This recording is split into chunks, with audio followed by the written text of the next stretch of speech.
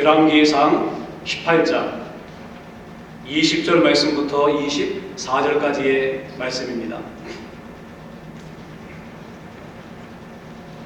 하나님 말씀 한 절씩 교독할 때 성령께서 말씀 가운데 조명해 주시기 원합니다. 20절 말씀 제가 읽습니다.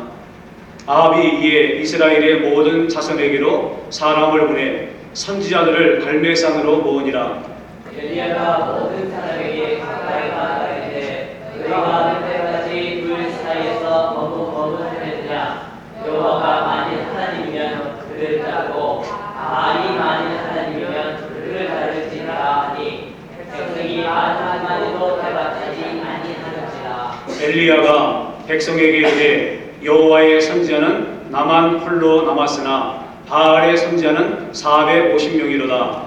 그런즉 송아지 둘을 우리에게 가져오게 하고 그들은 송아지 한 마리를 택하여 강을 가서 나무 위에 넣고 불을 붙이지 말며 나도 송아지 한 마리를 잡아 나무 위에 넣고 불을 붙이지 않고. 같이 읽겠습니다. 너희는 너의 신의 이름을 부르라. 나는 여호와의 이름을 부르리니 이에 불로 응답하시는 신 그가 하나님이니라. 백성이 다 대답하되 그 말이 옳다 하니라. 아멘. 할렐루야. 아멘. 살아계신 하나님께서 오늘도 우리와 함께 계시는 줄로 믿습니다. 아멘. 지난 주간에 인터넷 신문을 보다가 이런 제목의 기사가 실린 것을 보았습니다. 제주지사 종교 신념 이유로 한라산 신제 등 초원관 안에, 이런 제목이었습니다. 목사 입장에서는 이게 아마 종교적인 일인데 과연 어떤 종교고 누가 이렇게 했는가 내용이 참 궁금했습니다. 호기심도 생겼어요. 그래서 한번 그 내용 안으로 들어가 봤습니다. 근데 기사에 실린 내용인즉슨 이런 것이었습니다. 제가 신문 기사 내용을 한번 읽어드릴 테니까 여러분들 귀로 한번 따라오시기 바랍니다. 원희룡 제주지사, 나이는 51살입니다. 가 종교적 신념을 이유로 또다시 한라산 신제 죄간직 수행을 거부했다. 한라산 신제는 도민의 무사 안녕을 기원하기 위해 탐나국 시대부터 이어져온 전통 제례 행사다. 제주도 조례는 도지사가 초원관이 뭐냐면은요, 제사를 드릴 때 첫 번째 술을 올리는 사람 있지 않습니까? 그 일을 이제 도지사가 하게끔 그 조례로 정해놓은 겁니다. 역할을 하도록 했지만 원 지사는 기독교 신자라는 종교적 이유를 내세워 유교적 제례 실천을 잇따라 거부하고 있다. 그러니까 한 번이 아닌 것 같습니다. 지금 여러 차례 여러 종류의 이러한 일들이 있었는데 자기는 기독교인이니까 신앙 양심상 그렇게 하지 못하겠다라고 거부했다는 겁니다. 이게 보니까 논란이 참 많고요. 찬반 양론이 있고 그리고 내용이 참 이 인터넷상에서 뜨겁게 그렇게 토론되어지고 있더라고요. 이후에 나오는 그 기사를 보니까 이렇습니다. 원 지사는 지난해 10월 전국체전 성공기원 한라산 신제와 12월 건시대제에도 초원관으로 제를 집전하는 것을 거부했다. 왜 이런가? 같이 이제 있는 그 제주도의 관계자가 말하기를 원지사가 종교적 신념 때문에 초원관을 맞지 못하는 것이라고 그렇게 얘기를 했다 그럽니다. 근데 이게 그 근원지인 제주도에는 벌집을 씌우는 것처럼 네티즌들의 찬반 양론이 그렇게 뜨겁게 이루어지고 있고 일간 신문지에도 이 내용들이 그렇게 실렸더라고요. 근데 이게 우리한테 참 관심이 있고 민감한 부분이 아닐 수 없습니다. 찬성하는 쪽은 이런 겁니다. 분명히 정치와 종교가 분리되어 있지 않습니까? 그런 데서 도지사라고 하더라도 자기의 개인적 신앙이 있는데 그 신앙을 뛰어넘어서 무리한 것을 요구하는 것은 타당치 않다. 그러니까 자기의 종교적인 신념을 따라서 하는 것은 그거는 뭐라고 얘기할 게 아니다 라고 하면서 이 옹호하는 그런 사람들도 많이 있습니다. 근데 또 반대편도 물론 있겠지요. 보면은 또 얘기도 안 되는 말을 가지고요 막 공격하는 그런 사람들이 얼마나 많이 있는지 모르겠습니다. 근데 제가 반대하는 그 네티즌 중에서 어떤 분이 이런 의견을 올렸더라고요. 처음 시작은 좋게 시작했습니다. 물론 그 입장은 충분히 이해한다.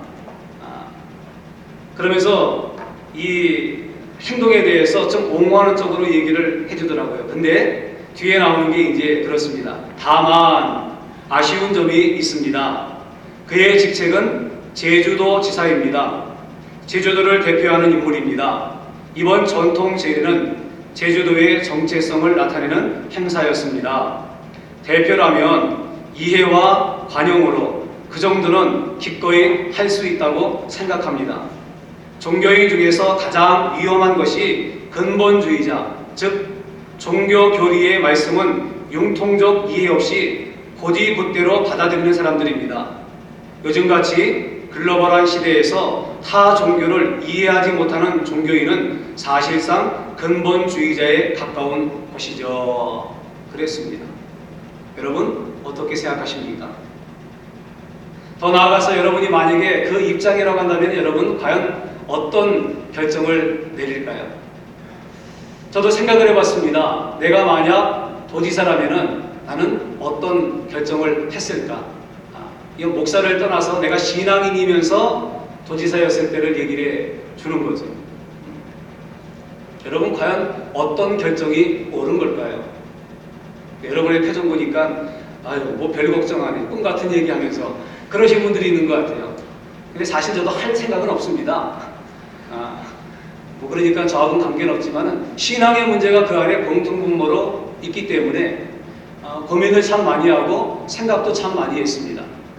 이게 과연 목사인 저한테는 해당이 안 되는 문제이기도 하지만 현실 속에서 치열한 삶의 경쟁 속에 노출돼서 이 삶을 살아야 하는 일반 우리 성도들 그리스도인들에게는 이 문제가 이게 그냥 쉽게 지나갈 문제는 아닌 것 같다라고 하는 생각이 들었습니다.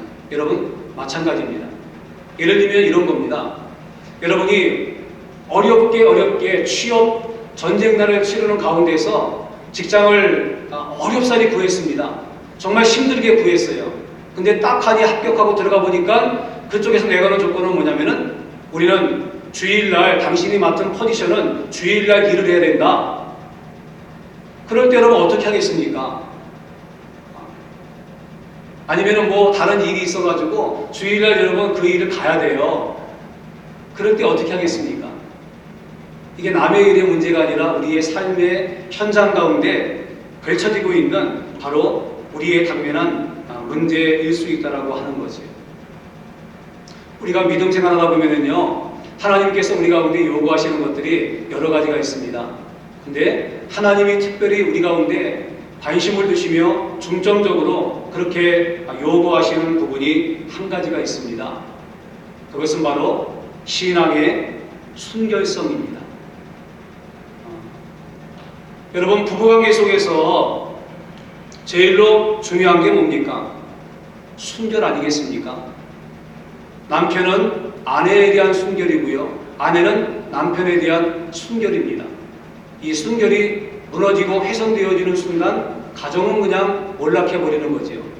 가장 기본적이고 가장 중요한 부분입니다. 그래서 순결이 중요한 것처럼 신앙생활 가운데서도 순결이 정말로 중요하다고 하는 거죠. 왜 그러냐면은 성경을 보면은 이스라엘 백성하고 하나님의 관계를 예를 들어 설명을 드리면은요, 하나님 말씀하기를 나는 이스라엘의 남편이다 그랬습니다. 이스라엘은 나의 아내다 그랬습니다. 그래서 하나님과 이스라엘 관계 속에서의 순결성이라는 것은 가장 기본적인 거죠. 그리고 예수님하고 우리와의 비유를 통해서도 뭐라고 말씀하고 있습니까? 예수님은 우리의 뭡니까? 신랑이지요.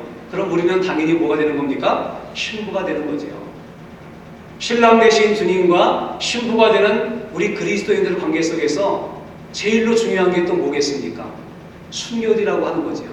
그래서 이 순결에 대해서 성경은 귀가 닳도록 하나님만을 섬겨야 되며 우리의 삶의 초점과 중심과 마음의 전부를 예수 그리스도에게 드려야 됩니다 라고 권면해 주고 있습니다.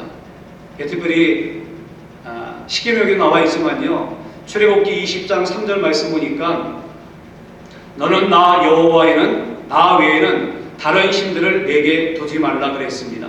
너는 나 외에는 다른 신들을 두지 말라. 그런가 하면은 신명기 6장 5절 말씀에 보니까 너는 마음을 다하고 뜻을 다하고 힘을 다하여 네 하나님 여호와를 사랑하라 그랬습니다.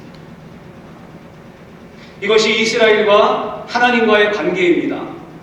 오늘을 살고 있는 우리와 예수 그리스도와의 관계라고 하는 거죠. 그런데 안타깝고 불행하게도 이스라엘 백성들은 그들을 출애굽시키시고 광야를 인도하시고 가나안 땅까지 옮기셔서 그들의 삶의 모든 것들을 책임져 주시고 은혜를 베푸신 그 하나님을 잊어버리기 시작했습니다. 그러면서 점점 마음이 하나님에게서 그 가나안 사람들이 섬기는 우상들에게로 마음을 그렇게 멀리하게 되었습니다. 이 바알이라고 하는 것은요, 가나안 원주민들이 섬겼던 가나안의 토착 그 신입니다.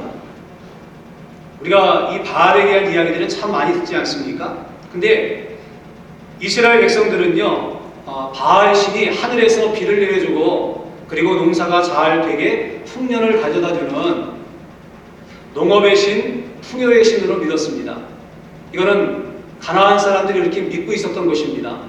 그래서 생산을 많이 하게 만들어주고 우리의 삶을 풍요하게 만들어주는 신이 바로 바알이다. 그래서 가나안 사람들이 바알을 섬겼는데 이스라엘 사람들이 가나안에 들어가 살다 보니까 자연적으로 가나안 문화에 동화되어지고 가나안 사람들이 섬기는 그 우상 바알을 섬기면서 그렇게 하나님의 마음에서 멀리 떨어져 가기 시작했다는 겁니다.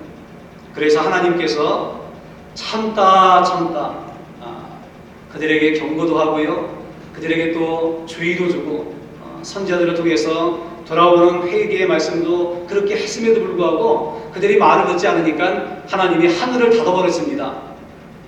그래서 3년 6개월 동안 하늘에서 비가 내리지 않은 겁니다. 그래서 사람들이 얼마나 힘들었겠습니까?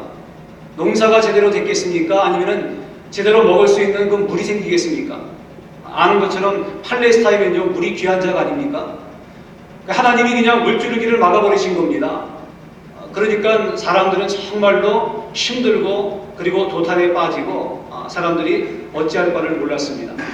그리고 3년 6개월 정도의 시간이 지난 다음에 하나님은 엘리야 선지자를 보내가지고 백성들을 책망하시고 그리고 백성들에게 하나님의 하나님 되심이 무엇인가를 알게 하고 정말로 참된 하나님이 누구인가를 백성들에게 확실하게 알려주기 위해서 이 엘리야를 갖다가 아합 왕에게 보냅니다. 그 당시에 왕이 아합이었는데 그 아합에게 보내가지고 이런 제의를 합니다. 그것은 당신이 섬기는 우상들 바알 그 선지자들이 있는데 바알과 아세라 선지자 850명을 다 갈멜산으로 불러 모아라. 그래서 그 산 꼭대기에서 우리가 결판을 내자. 내가 섬기는 여호와가 참된 하나님인가? 너희가 섬기는 바알이 참 하나님인가? 누가 참 하나님인가를 우리가 한번 그 판결을 내자, 결판을 내자 그렇게 했습니다. 그래서 아합이 바알과 아세라 선지자를 갖다가 갈멜산으로 다 불러 모으죠. 우리가 읽지 않았지만은 19절 말씀 보니까 이렇게 말씀하고 있습니다. 그런즉 사람을 보내 온 이스라엘과 이세벨의 성에서 먹는 바알 선지자 450명과 아세라의 선지자 400명을 갈멜산으로 모아 내게로 나아오게 하소서. 다 불러 모은 겁니다. 결판을 내자는 거죠. 누가 참 신이고 누가 참 하나님인가. 그렇게 하고 난 다음에 이 바알의 선지자들과 아세라 선지자들과 이제 그 협의를 합니다. 누가 참 신인가? 그 방법은 뭐냐면은 제단을 만들어 놓고 그 제단 위에다가 소를 잡아가지고요 제물을 그 위에 올려놓습니다. 그 다음에 하늘에서 불로 이 제단을 태우는 그 신이 참 하나님이다. 그렇게 서로 제안을 하고 합의를 했습니다. 그래서 먼저 이 바알 선지자들이 자기의 신인 바알에게 기도하기 시작합니다. 그게 이제 앞에 나오는 내용입니다. 25절 말씀부터 29절까지 그 내용이 나오는데 그들이 아침부터 저녁까지 열심히 기도했습니다. 근데 아무런 미동도 없는 겁니다. 아무런 현상도 나타나지 않고요. 그러니까 조급해지기 시작했습니다. 그래서 광나라면서 춤을 추면서 그래가 하니까 나중에는 칼을 갖다가 자기들의 몸을 자해가면서 그렇게 자기들의 신을 막 부르는 거예요. 근데 저녁이 될 때까지 그 바알은 역사하지도 않고 불러 응답하지도 않은 겁니다. 그러니까 엘리야가 이제 그 바알 선지자들에게 나섭니다. 너희는 아마 아닌 것 같다. 이제 내가 할 차례다. 그래가지고 엘리야 선지자가 나가서 제단을 샀습니다. 그 위에다가 나무를 올려놓고요. 그 위에다가 제물을 올려놓습니다. 그러고 난 다음에 사람들을 시켜가지고 이렇게 합니다.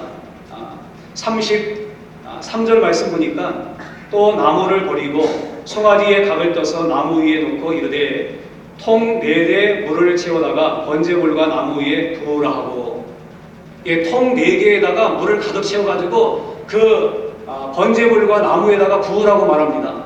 지금 말라도요 하늘에서 불씨가 내려와도 참 힘든 판인데 이렇게 하면은 정말 힘든 거지 않습니까?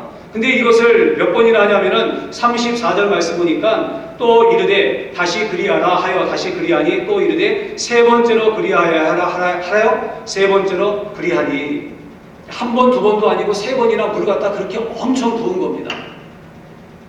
이것은 정말로 하나님이 아니고서는, 살아있는 신이 아니고서는 역사할 수 있고 응답할 수 있는 그런 일이 아니라는 거죠. 하지만 엘리야는 하나님의 그 실존을 믿었습니다. 하나님의 살아계심, 하나님의 전능하심을 믿었다고 하는 거죠. 그러면서 하나님 앞에 도움을 구했습니다. 36절 말씀 보니까 이렇게 기도합니다. 아브라함과 이삭과 이스라엘의 하나님 여호와여, 주께서 이스라엘 중에서 하나님이신 것과 내가 주의 종된 것과 내가 주의 말씀대로 이 모든 일을 행하는 것을 알게 하옵소서. 간절하게 기도하니까 38절 말씀 보니까 이에 여호와의 불이 내려서 번제물과 나무와 돌과 흙을 태우고 또 도랑에 물을 핥은지라 그랬어요. 여러분, 얼마나 강력한 불이 하늘로부터 그 제단 가운데 임하였는지, 물로 여러분 흥건하고 물로 여러분 그렇게 가득 적셔놨던 그 제단과 주위에 있는 것들이 온통 다 불에 의해서 말라질 정도로 하나님의 강력한 응답과 임재와 역사하심이 그 가운데 나타났습니다. 여러분, 이것은 무엇을 반증해주고 무엇을 입증해주는 겁니까? 바로 엘리야가 섬기는 그 여호와 하나님이 참 신이라고 하는 사실을 만방에 유감없이 알려주는 일이었고, 누구도 거부하거나 누구도 그것에 대해서 이의를 제기할 수 없는 확실한 증거로 증명되었다고 하는 겁니다. 여러분, 그렇습니다. 하나님은요 한 분이시고 엘리야의 제단 가운데 불로 응답하신 그 하나님은 지금도 동일하신 하나님인 줄로 믿습니다. 사람들은 바뀌고 시대는 바뀌고 환경은 바뀔지 모르지만요, 하나님은 여상하시고요, 하나님은 동일하시고 하나님은 지금도 살아 계셔서 우리와 함께 계시는 줄로 믿습니다. 엘리야의 제단 가운데 불로 응답하신 것처럼 우리의 삶 가운데 하나님은 확실한 응답과 그리고 기적과 역사로 우리의 삶 가운데 그렇게 일하신다고 하는 거죠. 하나님은 동일하신 분이십니다. 하나님은 살아계신 분입니다. 그러니까 하나님의 이 하나님 되심은요 이론이나 관념이 아닙니다. 그러니까 이론적으로 하나님이 이렇게 해서 있을 수 있고 관념으로 생각으로 하나님이 계실 수도 있겠구나, 그게 아닙니다. 하나님은 확실하게 살아 역사하시고 계십니다. 무엇을 통해서 보여준 겁니까? 확실한 증거들을 통해서 보여주었지요. 하나님은 이렇게 당신의 하나님 되심을, 살아계심을 이스라엘 백성들과 그 자리에 있는 모든 자들에게 밝히 알 수 있도록 증거해 주셨습니다. 여러분, 지금도 마찬가지입니다. 하나님은 살아 계시는 줄로 믿습니다. 눈에 보이지 않는 것처럼 우리가 생각하고요. 귀로 들을 수 없는 것처럼 우리가 여겨지고, 그래서 우리의 삶 가운데 하나님의 존재가 없는 것처럼 우리는 그렇게 생각할지 모르지만은, 우리가 느끼지 못하는 가운데 공기의 존재가 있고요. 따사로운 햇빛이 존재하는 것처럼, 생명의 기운이 약동하는 것처럼 하나님은 살아 계시는 줄로 믿습니다. 엘리야에게 역사하신 그 하나님은 오늘도 우리 가운데 역사해 주시는 줄로 믿습니다. 그렇다면 이제 우리가 어떻게 해야 할까요? 이스라엘 백성들 가운데 이 엘리야는 너무나 간절한 가운데 이렇게 외칩니다. 그게 21절 말씀이에요. 우리 한번 21절 말씀 같이 한번 읽어볼까요? 예, 같이 한번 읽겠습니다. 시작. 엘리야가 모든 백성에게 가까이 나아가 이르되 너희가 언제까지 둘 사이에서 머무는 살느냐. 여호와가 만일 하나님이면 그를 자르고 바알이 만일 하나님이면 그를 자를지니라 하니 백성이 말 한마디로 대답하지 아니하는지라. 예. 이것이 오늘 그 현장 가운데 있던 백성을 향한 엘리야의 일성이었던 것처럼 오늘을 살고 있는 우리를 향하신 하나님의 안타까운 그러한 위치인 줄로 압니다. 분명히 하나님은 살아계시는데 그것을 믿지 못하고 그것을 망각하고 그것을 잊어버리고 여전히 바알을 섬기는, 현대의 바알들을 섬기고 있는 그리스도인들을 향하신 안타까운 주님의 이 위치이라고 하는 겁니다. 언제까지 두 사이에서 머뭇머뭇하려느냐. 하나님도 섬겨야 되지만은 세상적인 기준과 판단과 세상 사람들이 추구하는 것도 따라가야 되고, 세상 사람들이 좋다고 하는 것도 해야 되고, 세상 사람들이 즐겁다고 하는 것도 좀 해보고 싶고, 그러니까 이 두 가지를 가지고요 어쩔 줄을 몰라 하는, 머뭇거리고 주저하고 갈등하고 있는 이 모습, 바로 바알과 여호와 하나님 사이에서 갈등하고 있는, 방황하고 있는, 주저하고 있는 이 이스라엘 백성들의 모습과 우리의 모습이 별반 다르지 않다라고 하는 겁니다. 이스라엘 백성들이요 완전하게 하나님을 그냥 배격하고, 하나님은 없으니까 우린 바알을 섬겨야 된다, 그래서 바알을 쫓아간 게 아닙니다. 하나님도 살아계신 것 같은데 바알은 너무나 자기의 삶 가운데 밀접하게 와닿아 있습니다. 하나님은 앞에서 말씀드린 것처럼 잘 안 보이거든요. 느낌이 없어요. 근데 바알을 통해서 펼쳐지고 보여지는 것들은 너무나 확실합니다. 물질 문명입니다. 축복입니다. 번영입니다. 내 삶 가운데 어떻게 보면은 하나님이 없어도 살 수 있는 것처럼 보일 때가 참 많지만은 바알이 없으면은요 살 수 없고요 정말로 목이 콱콱 막히는 것처럼 답답하고 그것이 바로 이스라엘 사람들의 삶의 현재였다고 한다면은 우리의 삶도 그럴 수 있다는 겁니다. 그들은 하나님 앞에 제사를 드렸습니다. 절기도 지켰습니다. 그리고 찬송도 하고 하나님 앞에 기도도 했습니다. 그러면서 동시에 뭘 한 겁니까? 바알도 자기의 마음 한편에 두고 바알도 섬겼다는 거지요. 하나님이 싫어하는 것을 알면서 그것을 애써 외면하면서요. 그렇게 그들은 그렇게 바알과 하나님 사이를 왔다 갔다 하면서 섬기게 되었습니다. 여러분 이거 갖다가 뭐라 그러는 줄 아십니까? 이거 갖다가 양다리 거친다 그래요. 양다리 딱 거쳐가지고 그렇게 있는, 그래서 여기서 좋은 거 없고 여기서 좋은 것도 없고, 기회주의자지요. 혼합주의자. 이것이 바로 회색신앙입니다. 하나님은 이렇게 양다리 걸치거나 혹은 또 회색신앙 가운데 있고 혼합하는 것을요 너무나 싫어하십니다. 그래서 앞에 말씀드렸던 것처럼 우리 가운데 요구하시는 제일된 신앙의 자세가 뭐라고요? 영적인 신앙의 순결성이라고 말씀을 드렸습니다. 여러분 우리가 우상을 만들어 놓고 우상을 섬기는 게 아닙니다. 그렇지 않아요. 하지만 우리의 내면 세계 가운데 보이지 않는 우상들이 너무나 많이 있습니다. 세상의 물질과 명예와 권세와 쾌락과 세상 사람들이 좋아하는 것과 세상 사람들이 추구하는 것들, 우리의 마음 가운데 얼마나 많이 담고 있습니까? 그렇지 않아요? 그것이 바로 하나님을 배반하는 길이고, 그리고 우상 숭배라고 성경은 우리 가운데 가르쳐 주고 있습니다. 그래서 골로새 3장 5절 말씀 보니까 그러므로 땅에 있는 지체를 죽이라. 곧 음란과 부정과 사욕과 악한 정욕과 탐심이니 탐심은 우상 숭배니라. 외형적으로 있는 것만이 우상 숭배가 아니라 내 마음 가운데 이런 것들로 가득 차 있다면은, 하나님 대신에 이런 것들로 충만해 있다면은 결국에 뭐라고 말씀하십니까? 우상 숭배다 그랬어요. 그리고 야고보서 4장 4절 말씀에는요, 그런즉 누구든지 세상과 벗이 되고자 하는 자는 스스로 하나님과 원수 되는 것이니라 그랬어요. 하나님은 중간지대나 회색 시대에 있는 그러한 모습을 정말 싫어하십니다. 근데 우리 가운데 그런 부분들이 참 많이 있어요. 제가 연초에 그 기독교 신문을 봤는데,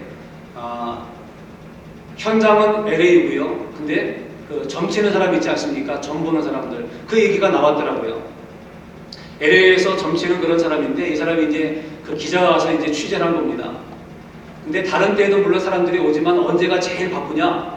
연말 연시가 제일 바쁘답니다. 한 해 동안 내 운세가 어떻게 되고, 그 다음에 무슨 일이 생긴 건지, 좋은 일과 그 다음에 이제 우한 없는지 뭐 그런 거 알라고 그렇게 하는 거죠. 근데 이 점치는 사람이 놀라운 얘기를 합니다. 고객 중에요, 점치러 오는 사람 중에 약 60%에서 70%가 누굴까요? 교회 다니는 사람들이래요. 그 안에는 교회에서 중직을 맡고 있는 권사님들도 계시고요. 하여튼 여러 그런 부류의 교인들이 와가지고 자기의 운세를 갖다가 물어보고 있더라고 하는 겁니다. 이거는 LA나 미국의 현실뿐만 아니라 한국도 마찬가지입니다. 예수 믿고 있는 정치인들요, 또 예수 믿는 사람들 어떻게 합니까? 무슨 때가 되고 무슨 일이 있으면 가서 물어보지 않습니까? 내가 이번에 그 선거 나가는데 떨어질 겁니까? 아니면 붙습니까? 물어보잖아요. 어느 권사님은요, 따님이 결혼 준비하는데 그 사회될 사람하고 궁합을 봤대요. 정치는 가가지고 궁합이 맞는지 안 맞는지 그렇게 봤다는 겁니다. 그래서 옆에 있던 분이 좀 민망스럽잖아요. 그래서 아유 권사님 믿음으로 이렇게 하셔야지 궁합 보시면 되냐고.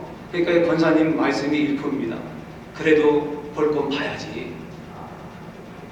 그래도 볼 건 봐야지. 여러분 그렇습니다.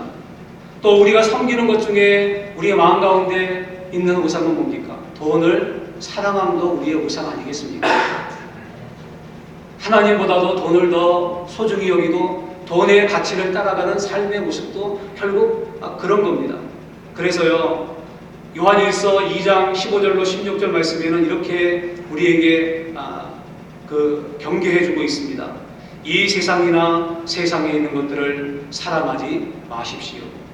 누구든지 세상을 사랑하면 아버지의 사랑이 그 안에 있지 아니하니, 이는 세상에 있는 모든 것이 육신의 정욕과 안목의 정욕과 이생의 사랑이니 다 아버지께로부터 온 것이 아니요 세상으로부터 온 것이다 그랬어요. 그리고 예수님은 마태복음 6장 24절에 한 사람이 두 주인을 섬기지 못할 것이니 혹 이를 미워하며 저를 사랑하거나 혹 이를 중히 여기며 저를 경히 여김이라. 너희가 하나님과 재물을 겸하여 섬기지 못하느니라 그랬어요. 여러분, 하나님은 어떤 하나님인가? 당신을 성경 말씀을 통해서 우리 가운데 계시하시는데, 특별히 당신을 어떻게 말씀하고 있냐면요, 질투하시는 하나님이라고 가르쳐주고 있습니다. 그래서 출애굽기 34장 14절에 보니까 여호와는 질투라 이름하는 질투의 하나님이다 그랬습니다. 이거 이제 우리처럼 이렇게 질투하는 그런 건 아니에요. 남이 이렇게 잘하고 다니고 그러면 굉장히 배가 아프고요. 막 그런 질투가 아니라 하나님이 말씀하신 이 질투라는 말은요, 히브리어로 카나입니다. 그 뜻은 뭐냐면은 하나님께 속해 있는 소중한 것들을 지키시는 하나님의 거룩한 사랑의 열심입니다. 여러분, 만약에 자기 아내가 있습니다. 자기 남편이 있습니다. 근데 여러분, 아내 남편이 그걸 여러분 다른 사람과 나눌 수 있습니까? 없지요. 사랑은요, 독점이에요. 누구와 나눌 수 있는 게 아닙니다. 근데 지금 이스라엘 백성들과 우리의 삶의 모습에서 어떻습니까? 나눈다고 하는 거지요. 그러니까 하나님이 이 질투로 우리에 대해서 얼마나 실망도 하시면서 안타까움을 가지고 그렇게 있는지 모릅니다. 여러분, 바람 피우는데요, 남편이나 아내가 바람을 피우는데 그거 가지고 나는 쿨하니까 얼마나 힘들었으면 그랬겠어. 이해해. 그런 사람이 있어요, 없어요? 혹시 모르겠어요. 또 하도 이상한 대답들이 많이 나오니까. 미국의 어떤 가정에서 유머입니다. 있었던 일이라 그래요.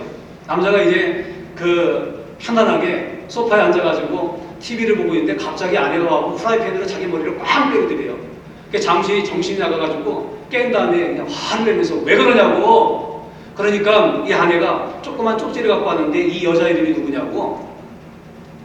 그러니까 남자가 딱 보더니 그거 지난번에 내가 경마장 갔는데 경마에 걸었던 말 이름이야 그러더래요. 그래서 이 부인이 되게 미안하잖아요. 프라이팬으로 내리쳤으니 그냥. 근데 얼마가 지났는데 남편이 또 이렇게 있는데 여자가 와갖고 이번에는 더 강력하게 프라이팬으로 남편의 머리를 꽉 치더랍니다. 거의 기절 상태에 들어갔죠. 깬 다음에 왜 그러냐고.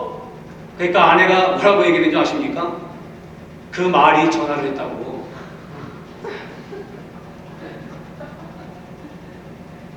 여러분 그렇잖아요. 하나님과 우리와의 관계는요 사랑의 관계 아닙니까? 부부의 관계고 주님의 관계인데 어떻게 나누어요? 그래서 하나님이 우리를 향해서 질투하시는데 그 질투는 사랑의 질투라고 하는 겁니다. 자, 이제 우리가 어떻게 해야 될까요? 하나님이 살아계신 건 너무나 분명하고 확실한데 우리가 그 하나님에 대해서 어떠한 태도와 자세를 가져야 될까요? 정답은 하나인 줄로 믿습니다. 그 하나님만 신실하게 섬기고 하나님의 길을 걷는 것이 하나님의 백성이며 하나님의 자녀이며 그로부터 택하심을 받은 우리가 걸어가야 될 마땅한 자세인 줄로 믿습니다. 그래서 여호수아는요 그의 임종 가운데 맨 마지막에 백성들 향해서 안타까운 심정을 가지고 이렇게 얘기를 합니다. 여호수아서 24장 14절로 15절에 보니까 그러므로 이제는 여호와를 경외하며 온전함과 진실함으로 그를 섬기라. 너희의 조상들이 강 저쪽과 애굽에서 섬기던 신들을 치워버리고 여호와만 섬기라. 너희가 섬길 자를 오늘 택하라. 오직 나와 내 집은 여호와를 섬기겠노라 그랬어요. 신앙에는요 중간지대가 없습니다. 양당간 어느 한쪽을 결정하고 어느 한 부분에 우리가 서야 됩니다. 마지막으로 성경 한 구절 나누고 마치지요. 골로새서 3장 2절과 3절에 있는 이 말씀입니다. 위의 것을 생각하고 땅의 것을 생각하지 말라. 이는 너희가 죽었고 너희 생명이 그리스도와 함께 하나님 안에 감추었습니다. 제가 이 말씀을 보면서 얼마나 은혜를 받았는지 몰라요. 우리가 왜 하나님을 주목하며 이 땅에 소망을 두지 아니하고 우리가 순결함을 가지고 하나님만을 바라보고 우리가 천국을 우리의 마음 가운데 소망하며 살아야 되는가? 그것은 위의 것을 생각하지 말고 생각하고 땅의 것을 생각하지 말라. 이는 너희가 죽었고 너희는 죄악에 대해서 죽었고 세상에 대해서 죽었고 불의에 대해서 너희는 죽었고 너희는 영원한 사망에 대해서 이미 죽은 자들이다. 너희는 그것과는 관계없다. 그러고 뭐라고 말합니까? 너희 생명이 그리스도와 함께 하나님 안에 감추어졌습니다. 우리의 생명이 어디 있다고요? 우리의 생명이 세상의 바알 가운데 있지 않습니다. 세상의 물질 가운데 있지 않습니다. 세상의 멸망 가운데 우리의 생명이 있지 않습니다. 거기에 생명이 있는 자들은요 그것이 멸망하는 날 영원한 멸망으로 가게 될 것입니다. 하지만 우리의 생명이 어디 있다고요? 하나님 안에 감추어졌습니다. 얼마나 소중하게 하나님이 우리의 생명을 품으셨는지 이렇게 표현해주고 있습니다. 우리가 가야 할 우리의 분향은 어디입니까? 하나님의 품인 거예요. 하나님의 나라입니다. 그러니까 어떻게 해야 돼요? 뜻을 정하여 세상에 마음을 두지 말고 오직 전심으로 여호와를 섬길 수 있는 저와 여러분 될 수 있기를 예수님의 이름으로 축복을 드립니다. 여러분 회색 옷을 입고 하나님 앞에 설 수 있겠습니까? 아니에요. 예수 그리스도의 십자가 보혈로 의와 진리의 정결함으로 세마포옷을 입고 그 영광의 자리에 주님을 만나야 될 줄로 믿습니다. 이러한 축복이 저와 여러분들 가운데 있게 되기를 간절히 원하고 그럴 때 하나님이 여러분의 인생을 책임져 주시는 줄로 믿습니다. 하물며 너희인가 보냐. 함께 일어나겠습니다.